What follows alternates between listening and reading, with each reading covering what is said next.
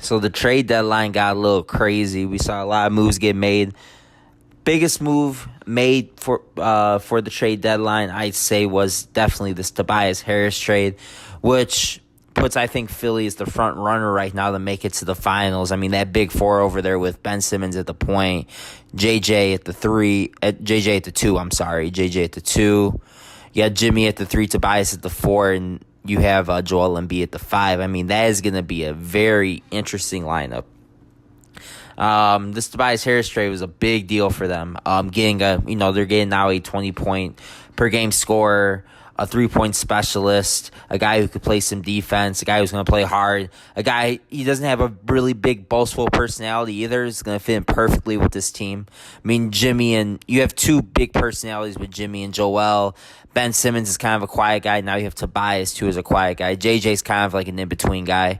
So, I mean, you're not obviously in the locker room, but you can see from a distance that this will work out really well. Tobias is not really a pushy player per se either. He's not really he's not an arrogant guy. He's kind of, worked his way up throughout the league, being with Detroit and then getting traded to LA. Probably happy right now to be back on a contender. I mean, I watched a lot of games with Tobias Harris back when I used to have to watch. I watched a lot of Bulls games back when I was living in Chicago before I moved out here to Las Vegas. And Tobias Harris was always an interesting player to me because it looked like he was really involved in the game always, but he wasn't overly athletic. He's a nice fundamental player. He's going to hit you with, a nice little step back move, maybe a step through move, hit you with a three, come off the dribble for one or two or three dribbles, come off a couple head screens. And he played a really interesting game when I was watching. He had a very interesting game. I liked him a lot. I thought that he was going to always kind of stay in that role, though. I never saw him actually getting to the point where he'd average 20 points a game. He'll probably take a step back now with all the players on the team now, but he can go in spurts. I mean, he can have 35-point games. I can't see Tobias Harris ever going really off for 50 or 60 or anything like that, but definitely a very solid guy to have is really what would you say your third option, fourth option? Ben Simmons isn't going to shoot. He's going to distribute. So, your third option. You got Joel, Jimmy, and then Tobias. I mean, that's pretty nice. You have Ben controlling the ball. Jimmy plays his 3-and-D role. Tobias can fuck around, step out, and shoot. Joel can step out and shoot as well. I mean, it just sounds like it's going to be a really good mix on paper. We'll have to see how it works out in the future. They also received in this trade, which are their big winners in this trade, by the way. I mean, going through and seeing this, they got Boban, who is obviously just I wouldn't take him seriously as a player. He's a pretty decent player, but, a nice center, nice five off the bench.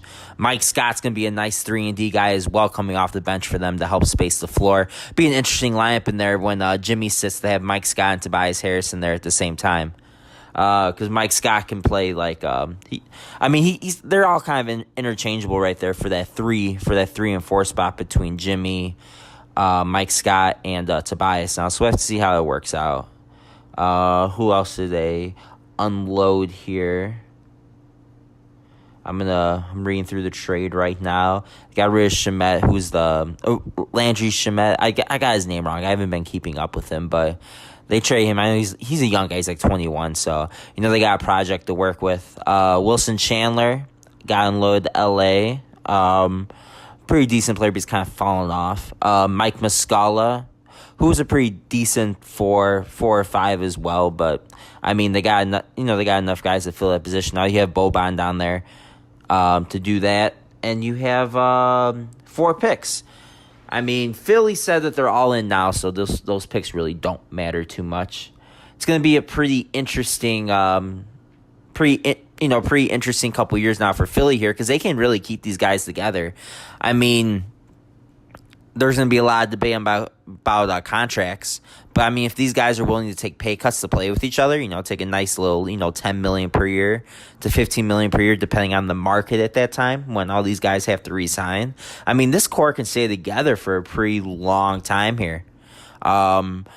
I wouldn't say their lineup obviously isn't as good as the Warriors lineup. I mean, it's the closest thing you're going to get here now. I mean, it's the best lineup on paper in the league besides the Warriors right now. And I think it's definitely good enough for them to make the Eastern Conference Finals. I just think there's too much power.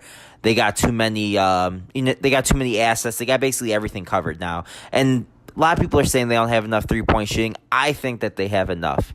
I think that some of the guys they have can get streaky, but they still have reliable 3-point shooters in JJ Redick and Tobias as well. I mean, there's not many guys that are gonna. There's not many teams with very reliable 3-point shooters anyway. I mean, when you think about it, I mean, you have James Harden. He's a good shooter, but he's inconsistent. He's a threat. You can't leave him open. But when it comes to the playoffs, we already know that he could put up some 3 for 17 games and things like that. So it'll be kind of interesting. We'll have to see what happens, but I think they can definitely get through Boston with this. I think with the whole Kyrie saga that's going on over there, Kyrie may leave or may not leave.